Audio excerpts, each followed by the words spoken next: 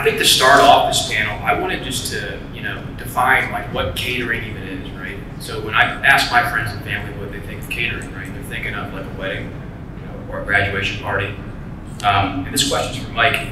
Like we all know, obviously, catering is way more than that. There's way more use cases. So I guess how would you define catering, and what are some of the many use cases that catering, have?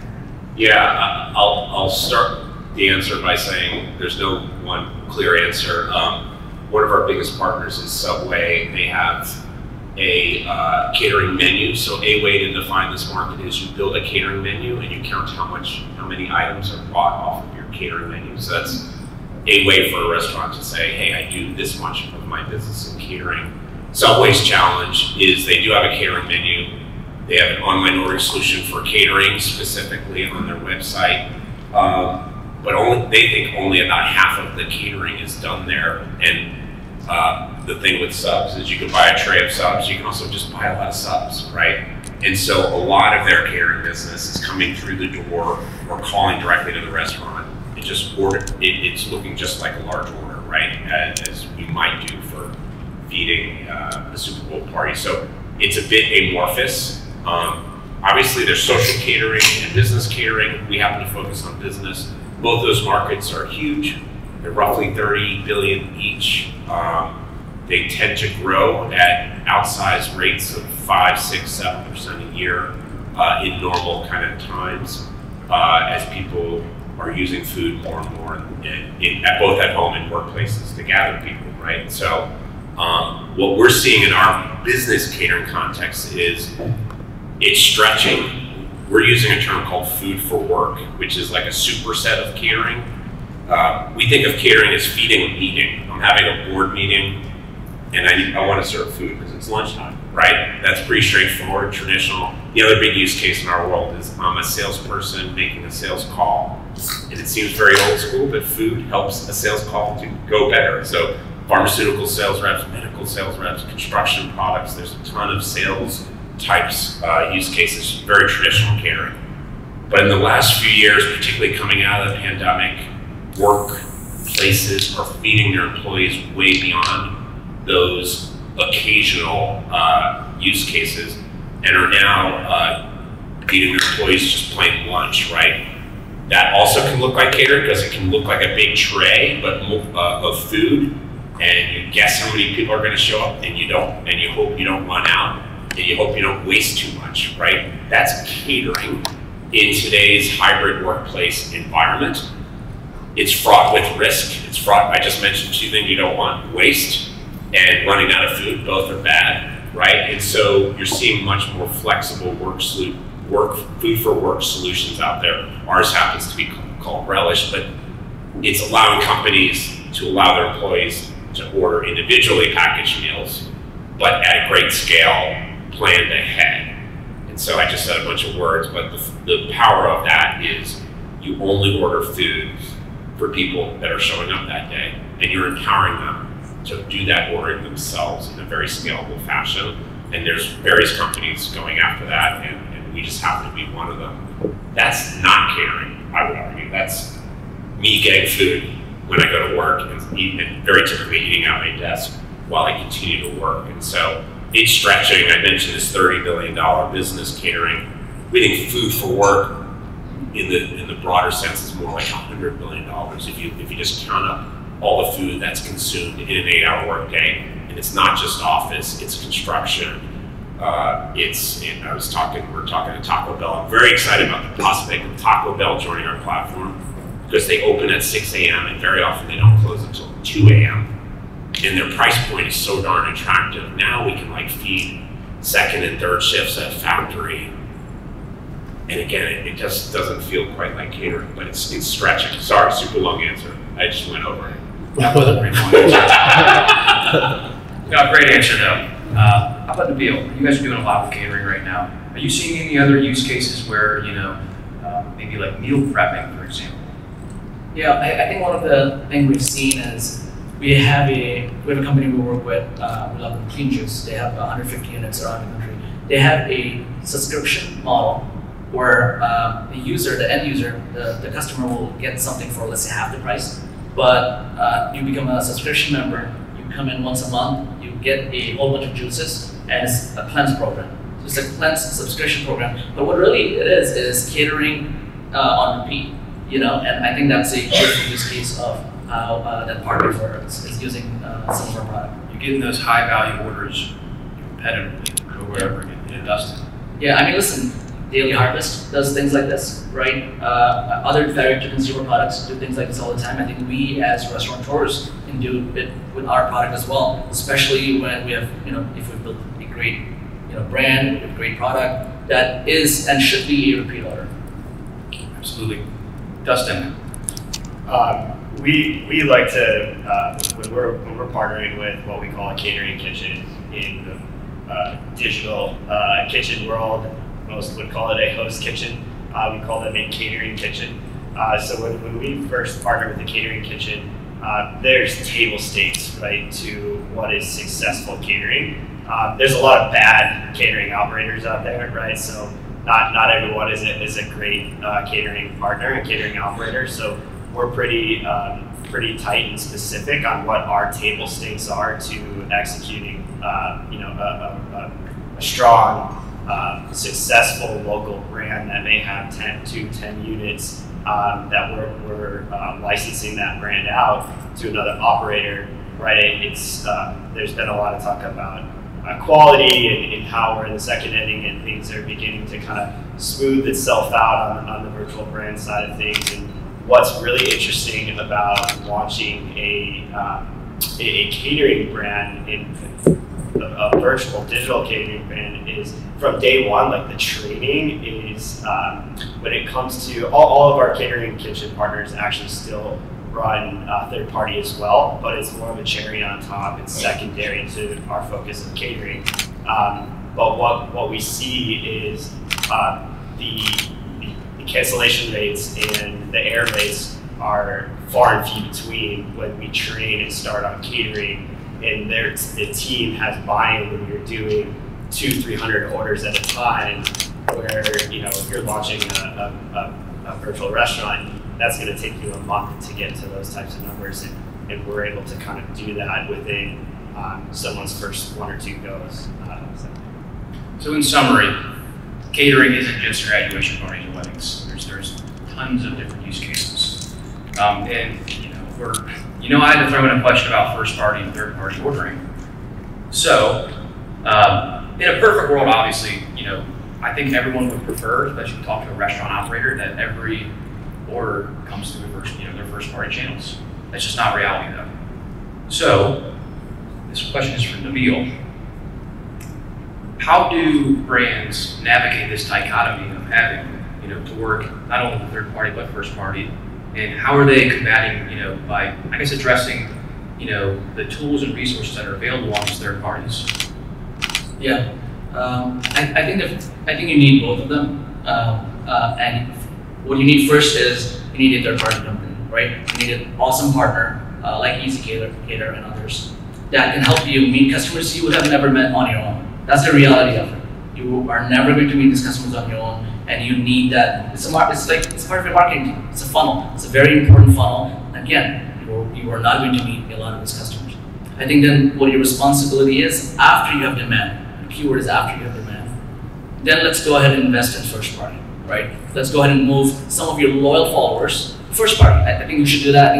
I think the end user, the customer wants that as well. They want it because they're spending a lot of money with you. They want to be treated as a VIP. They want to be in the know. They want to know first what's happening. And those are the operator's responsibility to create that relationship. We do that in store. We can do that online as well, right? So I think that's the sequence. First, let's get a awesome traffic from a third-party partner, maybe Easy Cater, preferably Easy Cater, and then move some of them to first party, right? I think the way you do that, and a couple of the tools are obvious, right? The obvious tools we've heard again and again are, let's have signage that says, order from us directly, right? That let's have a catering manager build awesome relationship with some of these partners. But some of the things that are not as obvious, how you can move from third party to first party, is getting an incredible performance marketing team or a person to come and help you move that over. I'll give you 2-3 examples of how you can do that. If we are getting a bunch of, I'm a restaurant, and I'm getting a bunch of orders, catering orders from a third party. You still have some info, name, right, your phone number, but you can take that, give it to your performance marketer, hopefully on your team or maybe an agency, and they can go ahead and create lookalike audiences, right? They can create tons of lookalike audiences. You can even use tools like Targetable, and you can go ahead and create audiences and convert some of them over. Customers come to us with 10% direct, 90% on third party. We have brought it to 40, 60, 40 direct, 60 on third party, right? So you can do it, it takes a year, it takes well over a year. You have to be patient with the process and you have to do it forever. That's your job forever. So that's one way we've done it. The second way, get a good online ordering company, right? Lunchbox or similar, and make sure they have pixel tracking. And make sure what pixel tracking is basically a way for you to know when people are leaving you. And if someone purchased from you, it's over 50 data points on them, right? You can now take that, again, create more lookalike audiences. And if my catering orders are from people in corporate America, I do want to target them and their friends and their coworkers. And this is what you can do, right? So those are some of the ways you want to move from third party to first party, but you also want to continue to grow third party forever so you can move some of them over. Absolutely. Mike, I know you wanted to answer. Yeah, it's such a great topic. We could do an hour just on this one question. Based on my personality 1 and 2, my title is partnership, so I always think, how can these two things be collaborative and coexist more healthily? And I think in catering, there's more of an opportunity than in your typical third party. And again, we can talk more about that. But in catering, there's a real sense of incrementality. I think the third party world went through this phase where like the DoorDashes, Uber Eats, Grubhubs were interesting and novel. And then they were disintermediating and evil. And then they saved our industry for a few years. And now we're somewhere back to some reversion to a mean, and we perhaps all have a different opinion on that. But I feel like catering is much more clearly incremental. If you are a local independent restaurant, you are probably plugged into the Chamber of Commerce or the PTO or the sports leagues or the business that's right next to you or in the office park down the street, right? So that is great, and if you build a catering sales force, you can get even more of that, but it's very unlikely that you can effectively market to a pharmaceutical sales rep that's in a different city that you don't know and really have a hard time. I mean, you could throw money at anything, but you can't cost effectively find that buyer. So there's a bunch of reasons why catering is clearly more incremental, so that sets up this kind of non-competitive construct, which allows us to kind of credibly say these two things are quite collaborative. And then there's a lot of old school ideas, like deliver a catering order that you get from a third party marketplace, preferably Easy Cater, of course. But then on the way into that doctor's office, there's 10 up into the medical clinic where the order's going. There's 5 other doctor's offices, and now you're in. So drop off a few samples at each of the desks on the way in, right? And so like we don't spend a lot of time teaching our restaurant partners how to do that, but when the topic comes up, it's nice to have a handful of these ideas that you share with them. And so we get a lot of questions like, should I build my own sales force? It's every restaurant, it's a different decision. We saw a lot of catering sales forces unfortunately get laid off during the pandemic. A lot of them are coming back. I mentioned Subway earlier. They are building a catering sales force. I think that's really healthy and complementary. Chris, you guys want to add? No, nothing in that world. Okay. Well, it's a very long answer as well, but I think it's also very necessary to have both, right? You need third-party channels. You need first-party channels. Yeah. So you need both. Let's talk about delivery drivers, though, my favorite topic. Chris, without our services, right, ghost kitchens could not operate. If you didn't have drivers, you can't fulfill the actual delivery itself. So, my question to you is, for catering in particular, what is a successful catering delivery, and I guess why are drivers so important? Yeah, I mean, if you think about drivers are important, you can't have a delivery model or delivery business or delivery offering without having the delivery drivers. So in that sense, they're the backbone of any, in this case, any kind of ghost or virtual brand. Without them, it would just stop. It would just be a takeout window on the side of the road. So the drivers are crucial parts of that. it's important to kind of keep that in mind as you build processes and procedures for catering orders, for the pickup, for the delivery, for how it's going to be packed. You want to make it as easy as possible for the drivers, as well as I guess, good of an experience for the customers as well. So in that sense, the drivers are of the utmost importance in this. I think what makes a catering delivery a success would be a big term is like OTIF, like on time and full. Not only is the order on time, it's completely there. It's not missing the salsa, it's not missing the cookies or the water, and it wasn't too early and it wasn't too late. And then a lot of that is preparation as well, making sure that your order is prepared for the driver to pick it up. Again, not too early, not too late, because if the driver gets there a half hour early and the food gets handed off to them, then they're going to leave with that food and they're going to show up a half hour early to the customer, and the customer's not going to be happy.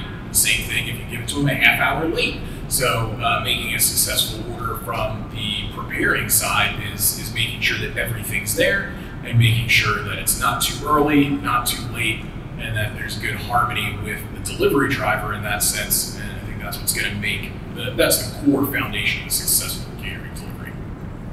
What is like the difference between doing a catering delivery and just like a regular, getting just a burrito from Chipotle? What's the difference? Yeah, I mean, there's a huge difference in the driver and the customer expectations for delivering a burrito to a person or a burrito bar to that corporate office. From the driver's standpoint, the expectation is different as far as equipment they're going to need. They need a bigger bag to carry 100 burritos versus one. They need a larger vehicle, not a bicycle with a little backpack on it. And then from the customer expectation, the customer who's getting that one burrito is probably okay with that burrito just being tossed on the lawn chair next to their front door and getting the notification in their app, like, the burrito's here. If you go up to a business and just leave a pile of 100 burritos next to the door to the office, they might be pissed. So the expectation there is that the driver comes inside and sets up the burrito and makes a meaningful presentation and puts some thought into setting that food up in a way that makes sense to the consumer, where, the chips and salsa go first and the burritos go second, as opposed to the napkins in the middle of the burrito and the salsa to the left and the chips to the right. So setting that food up as if the driver was going to be the one who was going to eat it, so the customers have a little bit elevated of an expectation, especially delivery fee wise, paying $5 for that one burrito or $30 for that catering order. They want to be finessed a little bit more. Absolutely, the stakes are much, much, much higher. I'm pretty passionate about this part of the business. The drivers are an extension of our team. They are the first people that represent our company when they're showing up at a corporate office, a senior citizen home, a government office, whoever that end customer of ours is. And I think it's a very interesting space right now. I want direct relationships and direct contact into who that 1099 driver is. Catering is the funniest thing because it's the most loyal user, and someone who is not loyal at all will turn on a dime, right? And to Chris's point, if you're 30 minutes early or something's missing, how are you engaging and interacting with that client? And most of the time, the driver, unfortunately, is the first response line as they're dropping off. They notice something's not there. So for us, it's imperative that if we are on the 70th floor of a building in Manhattan, there's 2 different elevator banks that we need to get to go to 3 days a week. I want that same driver who knows the security team every single day. And so for us, knowing and being able to have communication with the drivers is very important. Absolutely. Dustin, I'm going to keep with you here, okay? So generating demand as a virtual brand or ghost kitchen, it's a challenge. What are some of the strategies brands can employ to grow, to build demand?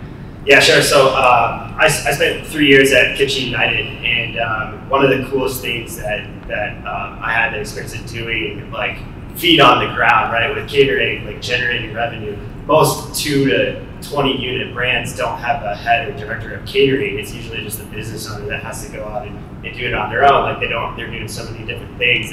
It's difficult to go out and drum up business. So it's like getting buy-in from your entire team, your line cooks. Like they have kids, their kids go to schools. Are they doing parent-teacher conferences? Can we cater those? Like just being able to tap into your own formal network is a great place to kind of start. But one really cool thing we did is even Jersey Mike's. So this was, I did this exercise with Jersey Mike's. They launched into a ghost kitchen in Midtown Manhattan, and as big as a brand as Jersey Mike's is, they said, all right, here's our one pager. We got 150 subs. Let's go. You three people take the south 3 blocks, and we'll take the north 3 blocks. And I went with them and did this. And we went into every hotel, every building. We gave the security guys sandwiches. We passed out one pagers. You know, you'll get kicked out. People won't allow you to do that, but it worked. It works very well. It's something that you have to dedicate time to actually do that sort of outreach. But getting buy-in from your team in kind of leveraging your four-wall network is the easiest way to start. Mike, is there anything? So one of the most overlooked pieces of catering, in my opinion, is the packaging, right? Talking about marketing. Catering is a great opportunity to market to customers, potential customers that never had your food before, right? This is going to be a great presentation. So Nabil and Chris, how can brands effectively address both of these aspects? Not only a branding standpoint, but the right packaging when it comes to actually delivering the food and its integrity holds up. It's as is when it left the store, essentially. Yeah, thanks, Nabil. Yeah, packaging is huge, and I think it kind of ties to what Mike was saying earlier to food for work, right? Everything's becoming more than just that half pan or full pan of pasta. It's becoming your catering menu can be whatever you want it to be. It can be 20 individual meals. It could be 10 pans of food. So making sure that the food's going out in a way that represents that meal is super important. It'll create an easier delivery process for the driver, because if you're ordering 100 individual sandwiches and they're just wrapped up in paper and thrown in a delivery bag, the presentation of unpacking that to the customer who wants that elevated experience, it's not going to be there. But if they're in individual boxes and there's a little chip bag with it and a little cookie in there, and maybe a sticker with the person's name who ordered it, if it says this order is for, which is a great feature of Easy Cater's website, now it's creating a great experience for that customer, because instead of that rolled up sub and a pile of chips on the table, they're getting a nice little box that they can pick up and take back to their desk. So I think ensuring that you're targeting the right way to package your food in a way that presents it the way you want it to be seen and makes it easy for that delivery process is going to be huge. And a lot of times when drivers get into the restaurants for the pickups, sometimes they'll already be there in like a big plastic bag. All the food will be in there, and they'll be like, all right, your delivery order's on table 7. Don't put like things with sauces at the bottom under all the heavy stuff, right? Because then it just gets everywhere, and then now it's in the person's car and they're unloading the food at the table, and we're dripping on some client's Burberry carpets or something. So, when you're thinking about the packaging that you're using, also think about how you're packaging that packaging for that driver to take it, just like you wouldn't want in like a brick and mortar at a table to bring a plate with sauce falling off the side. You don't want that to happen in that catering delivery experience. Yeah, I think what's our representation when we're doing the catering ordering? It's not our storefront. Our storefront is gone, and our awesome servers are gone, right? So we talked about the importance of finding great fleet, like that. Those are our, that's our server when we're delivering, and our storefront is the packaging. And we invest as an industry so little in catering packaging. Like I've ordered from reputable chains that have great, regular, I can get a burrito. Like let's talk about the burrito. I can get a burrito incredibly packaged. But if I order 100 of them, it's just in a off-the-shelf pan from Restaurant Depot, right? It should be the opposite, because that burrito person, that person who's hungover and wants a burrito, they're just happy you got them their burrito. But we need to present ourselves to the boardroom, right? Let's just pretend that that's where we want to go, because that's where we want to go. We want to be in the boardroom. So and these are larger orders, and this is not a cost center anymore. This is a place where we can actually invest a little bit more because the margins are much better in catering, right? So, and we're doing the opposite. So we need to invest much more in packaging and storytelling. If we are a sustainable restaurant, maybe the packaging is sustainable. If we have a little shtick that we do in the restaurant to make people feel special, we should figure out how to do that with the packaging. If we are a restaurant that loves to have sauces, we're known for our sauces. I think we need great packaging where we can present that at a boardroom. Like, oh, I get it. This is the thing is sauces, right? We need to tell those stories we used to inside the four walls. We need to do them during catering. And these are the most important customers we can find repeat orders from. And we've seen, again, great innovation. There's the Domino's heat wave bags. We've seen the McDelivery bags. Panera has an initiative called 2.0 for their eco-friendly insulated bags. So it's happening.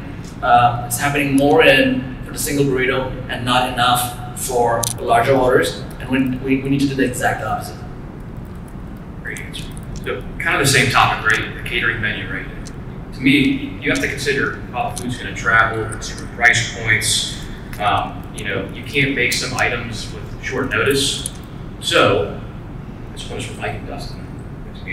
Who wants to go first here? How should you be thinking about your catering menu, right?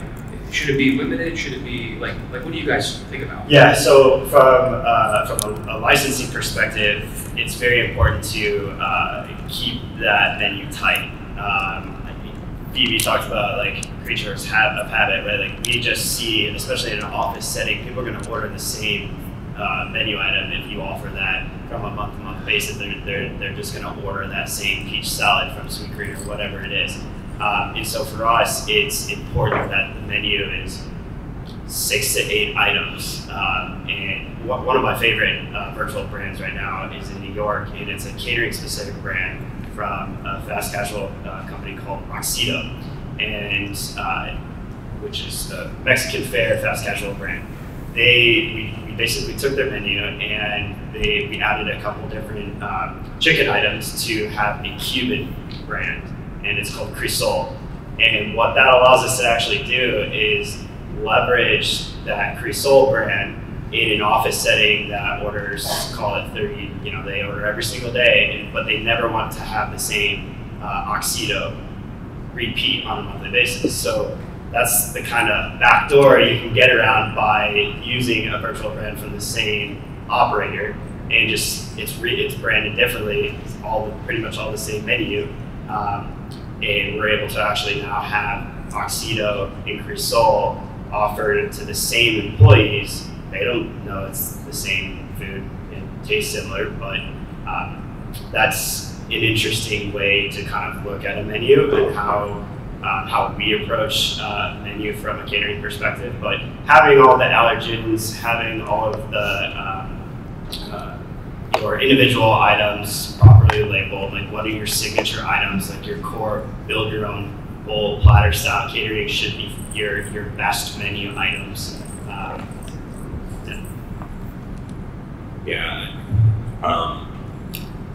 I often go to events like this, and I often meet individual restaurant owners who ask me, Mike, why aren't we getting enough orders?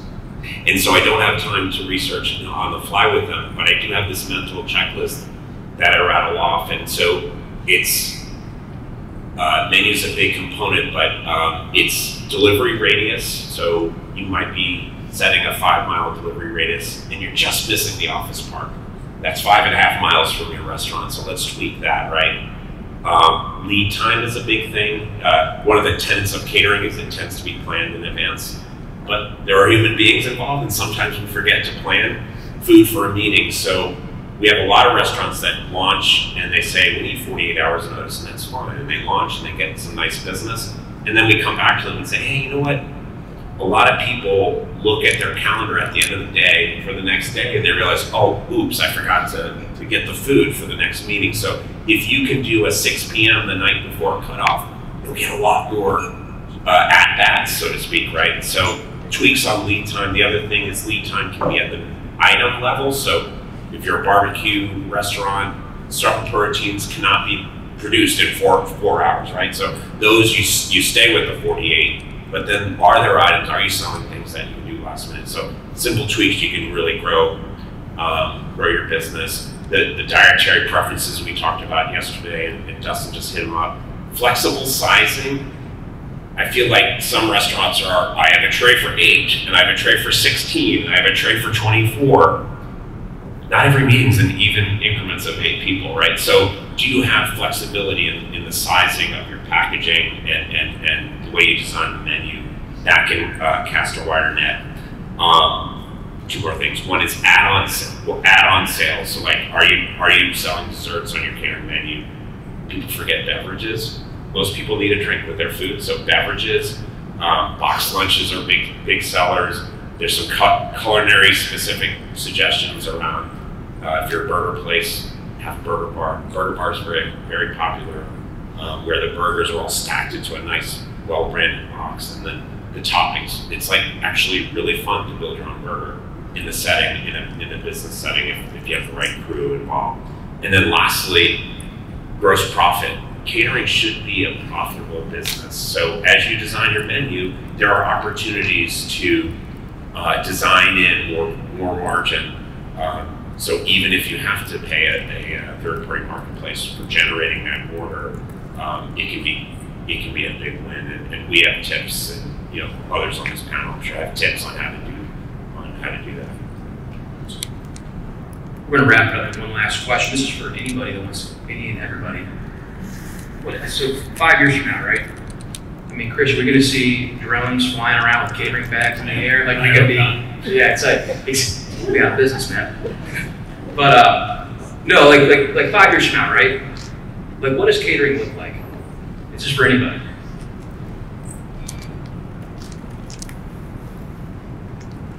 I can kick off. You want to? No, okay, I can say something. I think both your jobs are good because I think drone.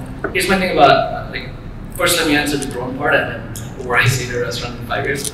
I think if you look at Sweet Green and what they did with their Infinity Kitchen, it's amazing, right? All the salads are being made by robots, but they've now added a new headcount. They have a a host, right, who's greeting everyone. That was designed that way, right? If you look at Wawa, they have vending machines, right? You just order and it takes 90 seconds and it pops out, and you can have a hot Wawa. The food still tastes great, right? Matters, right? And I think in catering, one of the things we are actually under-investing in, we need to over-invest, is the people and the packaging.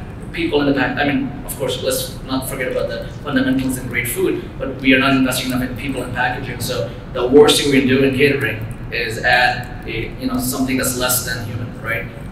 So that's the drone part. And in terms of the future of where I think the space will go, I think my first prediction that I hope no one remembers. I hope you don't remember any of what I'm saying in 5 years. I hope it's like I don't make an impact and you said something 5 years ago and it didn't happen. So I hope you guys forget about this. But I think the first impact, the first prediction is, I think what we have done is our catering managers they're just MacGyvers. They can do a little bit of everything.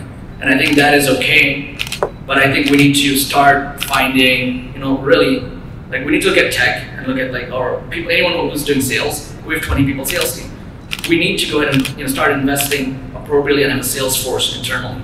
Obviously, it's not for SMB, this is for larger concepts. So we need to have a sales force. We need to go ahead and look at all the things other companies are doing, like SaaS companies are doing, and bring that on. You can hire an agency for $5,000 a month who just dials people for you, right? I think a restaurant should look at that, right? I think you have a performance marketers who help promote your in-store dining. You should have that for catering. I think we have invested a lot in post-sales. What happens after someone placed an order? That's the role of a catering manager today, but I think they need their counterpart in go-to-market and sales, right? So I think that's what's going to happen with more and more concepts, which is if we are truly to invest in this, which is much more profitable than anything else, by the way. As dine-in and catering, those are very profitable. But we're only promoting dine-in. We need to go ahead and promote catering in a similar way. We need to start investing in pre-sales, right? And then, I think post-sales, I think restaurants already do a great job. So that's one prediction I think I'm hoping restaurants do, which is look to tech, look to people who are selling things and say, we are going to have that, so we can go ahead and do large orders, right? I'll jump in. I think we're kind of at that moment, and Mike probably has like better numbers on the growth of it. But if you look at like traditional third-party delivery, that one burrito to that one person, we saw that drastic spike, 2017, 2018, 2019, huge in 2020, right? And catering was always there, but it wasn't in people's forefronts. A lot of people didn't have catering menus. I bet you a bunch of like lunchbox clients didn't even have a catering online site. But then come 2020 through now, people see catering as a valuable option. Businesses see catering as a valuable add-on to their workforce. So I think over the next 5 years, why we might see technological changes for the better, and hopefully not drones, because I'm not ready to put like an open to work on my LinkedIn picture yet. Then we still keep the delivery drivers out there, but hopefully we see some better automation in preparing large order foods. The robots that can make the pizza or make the salads or clean the dishes to help restaurants get those orders out. But I think we're at the climbing point where we're going to see a big surge in food for work or catering or however we define it. Just because I think we're at that point where third party delivery was in the late 2017, 2018, 2019, and it's gonna become more of a thing for operators and for consumers. Awesome. There's been a huge shift in the labor market, and I think the shift caused by the pandemic, and I think the shift is one way, meaning labor is tight. Food has moved from perk. 5 years ago, only tech companies fed their employees, and that was the thing, right? Like, oh, we got to coddle these engineers. Now we have to coddle everyone, right? They're the worst. Yeah, they are the worst. Present company is. So this shift towards a workforce that needs to be fed, I think, is a one-way shift. I don't think that's a hot take. Maybe it's just a warm one. And I think restaurants are going to be the net beneficiary of that trend, to the detriment of grocery and corporate cafeterias. So am I saying grocery businesses are going out of business? Of course not. You're still going there for your at-home needs. But I wouldn't be investing in Aramark, Compass, or Sodexo right now, who are trying to figure out how to pivot in this environment where they have no idea how many people are coming into these offices that used to be packed Monday through Friday, very predictably, with a bunch of fixed overhead that the company was willing to pay for. So that's a little bit of a hotter take. Hybrid work is a global problem, not just here in the U.S. And I think catering, as we've kind of alluded to today, it's not just about corporate. It's so much more than that. And I think for us, again, what's important and what's been pretty cool to hear just in general over the past couple of days on where everyone is at with virtual brands is brand wins, and there is something to be said about leaning in to transparency and taking time to onboard and train like a real restaurant. You can't just launch a brand. If you can launch a brand in 10 days, like, that's probably not a great thing. And I think we've seen a lot of that over the past couple months really kind of unfold.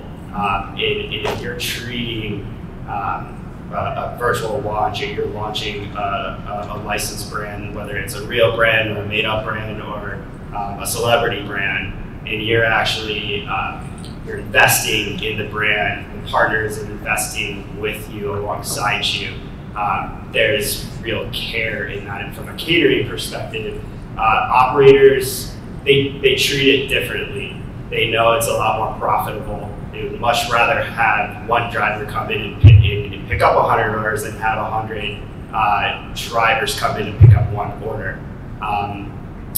So not sure if I answered that question correctly. I think that was the correct answer, to be honest. But I guess that's kind of my take. It's a massive opportunity.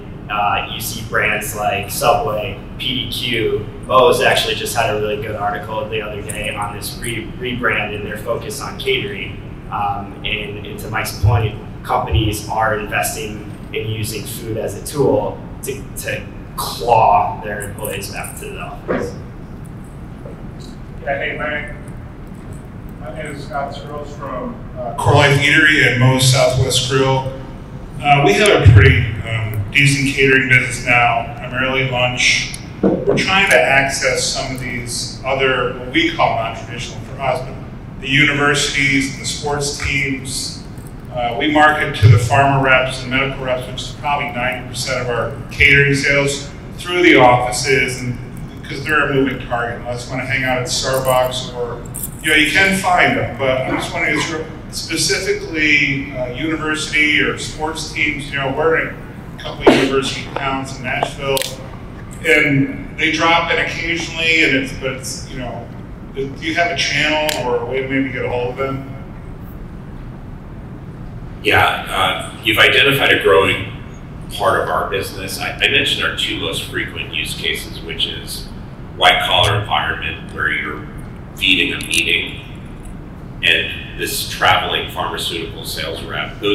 That's kind of what we grew up doing for 12, 13, 14 years. The pandemic actually forced us to go out and find where food was still being bought. So colleges were still playing sports, the MLB was still happening, factories were still running. So long story short, we have 85 salespeople signing up those enterprises, signing up universities.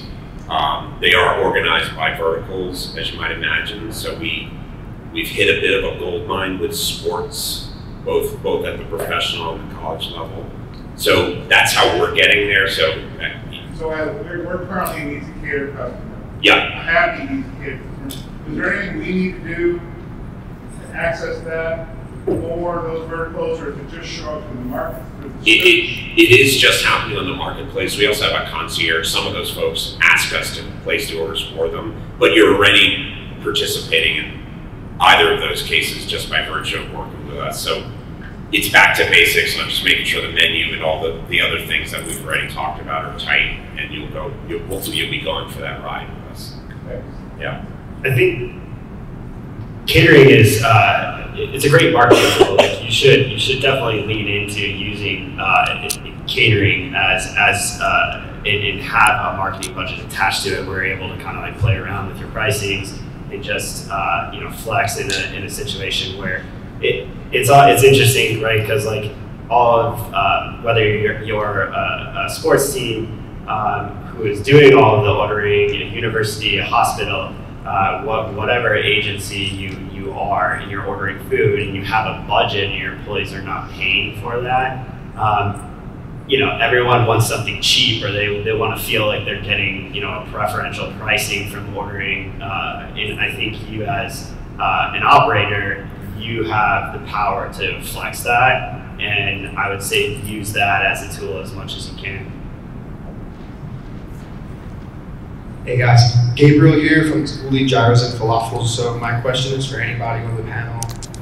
When it comes to kind of strategizing how much food to give to a client for a catering order, whether it ranges from 10, 15 people to 300 people or plus, and then this is also talking about anything aside from just single wrapped sandwiches, because that of course is pretty easy to know how much you need for your clients. So more so like building your own pitas or molds and having everything laid out on the table. Do you just go ahead and just give a little bit extra every time that you do a large order like that, or is it just always a gamble to try and just get it right on the head of how much food to portion out for each head count that you've gotten for the order? We get more complaints about too much food than too little. So whatever we're doing with our restaurant partners, we're probably erring too much in that direction. So I would put your best foot forward on trying to land it, stick it, and that way less waste, less negative feedback, and more margin for you. Like 3 to 5 ounces protein is usually right. portion size Spot on. per people, per person. But everybody I believe has a different palette of how much they need. Somebody maybe have a little larger stomach than the next person. So that was like kind of certain when it comes to that. Some people will eat twice the amount of like what another person thinks one portion of it should be. Well, yeah, I mean, it's pretty difficult if you're building your own platter bar and you got employees that are going through and no one's monitoring scooping, right? Like scooping police, no one wants that. So it's subjective to really like who you're working with and what other eating habits from what I've experienced. I think you need to try to serve the majority. Edge cases are edge cases. Like I would not invest as much time there. I think what's more important is, we may know the right answer, may not, but the right answer, your guests know the right answer. So I think like getting a system like Ovation or a feedback system to ask them and say, how can this be improved? I think is the best approach, right? We can all take guesses, but maybe you have unique customers, or maybe they're looking for something even not a question that you're not even asking. So I think we just ask them. Like whenever we launch we want to launch a new product, what I do is I just email 50 of our customers, say, you want this, and restaurateurs are very brutal in a way where it'll give you a one-line answer, which is hell yeah, maybe, F no, So I think you just want to ask your customers and see what they say. But also in catering, I think like they're the first ones. If they don't like something and something for free, they're gonna tell you if they didn't like it. So. One last question. Hey everybody, I'm Kip from Happy Boards. On the catering side, the experiences I've seen so far, and I think where the industry is headed is towards essentially we make the food and it gets there and the customer kind of manages the entire catering experience themselves. So they set it up themselves, they arrange it themselves, they clean up themselves. Do you see a trend in your respective platforms in restaurants or brands being able to offer a more complete experience where we can offer things like, hey, we will actually come and set up for you. We will be there and provide labor for cleaning and serving and really own that full, complete experience, as opposed to today where it's you placed an order, a third party came and delivered it, and someone else is actually running the entire catering event. Like, where do you see that brands going? Do you see them getting more hands-on, or do you see it more of the same where it is today? There's a trend in that direction, and so we have to respond to it. Right now, we're providing that service in a very scrappy, unsearchable on our platform way. We're doing it behind the scenes because we know you and we know you'd actually like to do that for us, and we have a customer that wants it. So we're doing that matchmaking ad hoc, and we need to automate it. We're getting that request more and more. Yeah. It's an awkward way for Aaron and Chris to hear that we're getting that request, because that means they can perhaps get into that business. Because right now they're doing light setup, but they're not contracted to stand there for an hour and a half, right? And so it's not clear if they'd even say yes to that, or if it could say yes to that, or if it would be a restaurant-only provided service. So we're trying to figure that out. Yeah, and that's a request we get, and I'm sure you get it as well. Like, is there someone that can come back later and clean up, or someone that can help serve, or what do I do with these chafing packs afterwards? And right now, it's just like, no, we just drop and go. But then we also see in like some of the larger corporate places that are starting to hiring insert inspirational title here for employee engagement. And when you're dropping off the food, you're not delivering it to the security guard or the receptionist, you're delivering it to like the impressions coordinator or some title, and then their job. I was hoping we get an example. Like the first impressions coordinator. I don't know, office culture coordinator. Now my whole brain's just spinning with stupid ideas, but that's not the point of this panel. But so like we're bringing the food to them, and they have someone there that's setting it up. So I think there's two different drastic places in it. In some of these larger venues, you're going to see a person there. Their part of their day is ordering food, setting it up, and making sure that the workers and those engineers that are coming in are happy. And then to the contrary of that, you have companies that are like, will you just do this for me and charge me? Some outposts, more specifically with like our ghost kitchen partners, where we're able to provide an outpost, a handful of options. We have deployed like an outpost coordinator that kind of just oversees the distribution part of those individual orders because it can be a lot when you have 100 people ordering from 6 different places. So. I just want to say, I think a little bit of lift, again, I think a little bit of lift is needed on the packaging to not always need someone, or for someone who received it to lay it out in a way where it still represents the brand in a great way. So I think, again, there's a big delta there that we can make up. But again, we need to invest more in people and packaging. So directionally, I hope we do more of this, because I think if you're an office, I think cleanup is easier. I think what's harder is what goes with what, where the sauce is, like, is this the right order? It's a mess. When the food shows up, people are stressed for a while, right? They're sweating. So I think that part is a great place to sell.